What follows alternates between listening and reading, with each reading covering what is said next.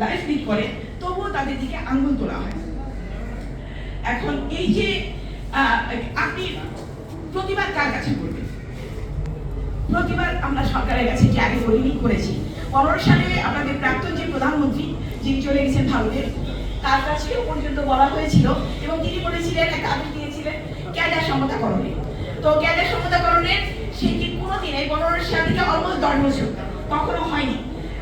তো আমরা আবারও বলছি যে আমাদের হিউজ জট লেগে থাকে হচ্ছে পদোন্নতিতে, যে পদোন্নতি দিয়ে বর্তমানে বৈষম্য বিরোধী শিক্ষা ক্যাডার অ্যাসোসিয়েশন, যারা আমি একজন সমন্বয়ক, আমরা ওখানে কোনো নেতা মানি না, শিক্ষার্থীদের মতো আমরা মনে করি আমরা সবাই সমন্বয়, সেটা থেকে আমরা এগোচ্ছি এবং আমরা বলছি অন্যান্য ক্যাডার যেটা হয়, আপনাদের আমি জানাতে চাই, যখনই তাদের ক্যাডারের একটা পদে যখন আপনি যাবেন 3 কি 4 বছরের একটা ফিগার আছে, একটা সময়, ওই সময়টা আপনি যখন ওই পদে কাজ করবেন, পরবর্তী আপনার যদি অন্য কোনো সমস্যা না থাকে, আপনার বার্ষিক রিপোর্ট বা অন্য কোনো রকম কোনো সমস্যা না থাকে, তবে আপনি পরবর্তী পদোন্নতির জন্য গণ্য হবেন। ওকে, এইটা সব ক্যাডারে ফলো করা হয়, সব ক্যাডারে ফলো করা হয়। বছরের আগে 2-3টা তাদের প্রমোশন বোর্ড বসে যায়, কিন্তু আমাদের দুঃখজনকভাবে 3-4-5 বছর আমাদের বসে না, এবং যদি বসে তখন আমাদের জন্য খোঁজা হয় শূন্য পদ। যে পদ কয়টা শূন্য হয়েছে, কয়েকজন রিটায়ারমেন্টে গেছে। এখন রিটায়ারমেন্টে কিন্তু ইনেবার আপনার বয়সের ভিত্তিতে যাবে, আমরা তো সবাই একসাথে জন্মাই নাই যে একসাথে রিটায়ারমেন্টে চলে যাবো। তো আমাদের হয়তো 100 কয়েকদিন 200 কি 300 রিটায়ারমেন্টে যায়, ওয়ারাস প্রমোশনের জন্য বাকি থাকে কয়েকটা ড্যাশ মিলে দেখবেন যে 700, 800, 900, 1000, 2000, 3000। এই মুহূর্তে যদি আপনার ডেটা ছিল আমি দেখাতে পারবো, আমাদের 3 স্তরের পদোন্নতি হয়: সহকারী অধ্যাপক, সহযোগী অধ্যাপক এবং অধ্যাপক। কি পরিমাণ আমাদের সংখ্যা বাকি আছে, কত হাজার সংখ্যায় পদোন্নতির জন্য এই মুহূর্তে অপেক্ষমান ফিগার পদ কমপ্লিট করে। কিন্তু আমাদেরকে শূন্য পদ যখন দেখা হয়, তখন আমাদের কখনোই যে পরিমাণ আমাদের পদোন্নতি দরকার কখনোই হয় না। আমাদের ক্ষেত্রে বারবারই শূন্য পদের কথা বলা হয় এবং আমরা বছর পর বছর পদোন্নতি বঞ্চিত হয়ে আমরা বাড়ি চলে যাই।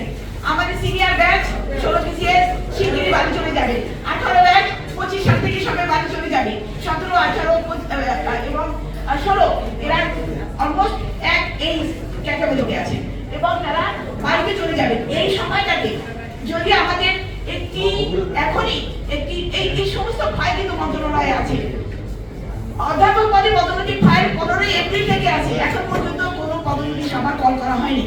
এই পদোন্নতি সভা কল করা হলে যারা যোগ্য আছে তারা কিন্তু প্রত্যেকে যোগ্যকারী এবং বারবার যাচাই বাছাই করে যোগ্য, সমস্ত ক্যাটাগরিতে যোগ্য, তাদেরকে কিছুতেই পদোন্নতি দেওয়া হচ্ছে না এবং এই পদোন্নতি বইও বসছে না। এবং যারা যোগ্য, আমাদের দাবি একটাই, যা অন্য ক্যাডারে যেমন হয় যোগ্য হলেই পদোন্নতি হয়, পদের জন্য চিন্তা করে না। কারণ আপনারা দেখেছেন যে পদের অতিরিক্ত যখন প্রমোশন হয়, তিনি আগের পদে থেকে যান কাজ করে, এটাকে আমরা ইনস্টিটিউট পদোন্নতি বলি। আগের পদে থাকবো, যখন পদ খালি হবে আমি সেখানে যাবো, কিন্তু আমার সম্মান জানেন, আমাদেরকে সম্মানটাও দেওয়া হয় না। আমরা অসম্মানজনক ভাবে বাড়ি চলে যাই পদ গ্রেডে। অন্যান্য গ্রেড যদি থাকে, ক্যাডারের গ্রেড থাকে 1 নম্বর গ্রেড করতে হবে। আমাদের সুপিরিয়র সার্ভিস আছে তাদের, আমাদের গ্রেড হচ্ছে দুঃখজনক ভাবে অ্যাসিস্ট্যান্ট প্রফেসর ও পদ গ্রেড, ফুল প্রফেসর ও পদ গ্রেড, অ্যাসোসিয়েট ও পদ গ্রেড। এই অবস্থায় আমরা বাড়ি চলে যাই, এটা অত্যন্ত অসম্মানজনক, অত্যন্ত বেদনাদায়ক। সেখানে আমরা আর্থিকভাবে ক্ষতিগ্রস্ত হই। আমাদের অবকাশ বিভাগ করে রেখেছি, একটা কাজ করায় সারা মাস, কিন্তু আমাদেরকে বলে রেখেছি অবকাশ বিভাগ আমরা জানি ছুটিতে থাকি। এই ছুটির প্রত্যেকটা দিন আমাদের কাজ করতে হয়, শুধুমাত্র পরীক্ষাগুলো না, আমাদেরকে এই যে বিভিন্ন যে আপনাদের নিয়োগ পরীক্ষা থাকে, এই সব নিয়োগ পরীক্ষাগুলো আমাদেরকে নিতে হয়, কিন্তু আমাদেরকে বলা হবে অবকাশ বিভাগ এবং আমাদের যত সুযোগ সুবিধা 11 দিনে একদিনে আমাদের গড়বেতন হিসাব করবে, রিটায়ারমেন্টের সময় আমরা বিপুল আর্থিক লস নিয়ে চলে যাই। এবং এই যে ট্যাগ লাগিয়ে দেওয়ার সংস্কৃতি, আমরা ট্যাগের সংস্কৃতির বিরুদ্ধে গিয়েছিলাম এই দ্বিতীয় স্বাধীনতা যুদ্ধে। শিক্ষা ক্যাডারের বিরুদ্ধে সব সময় ট্যাগে লাগিয়ে চলে। অবকাশ বিভাগের আমরা রয়েছি, যেটা আমাদের জন্য সত্য না, আমরা সব ক্যাডার সত্য না, আমরা সকল পরীক্ষায় এবং অত্যন্ত মেধাবী শিক্ষকরা, মেধাবী অফিসার এখানে আসে, কিন্তু বারবার আমাদেরকে পদোন্নতি বঞ্চিত করা হয়, বারবার আমাদেরকে বৈষম্য স্বীকার করা হয়।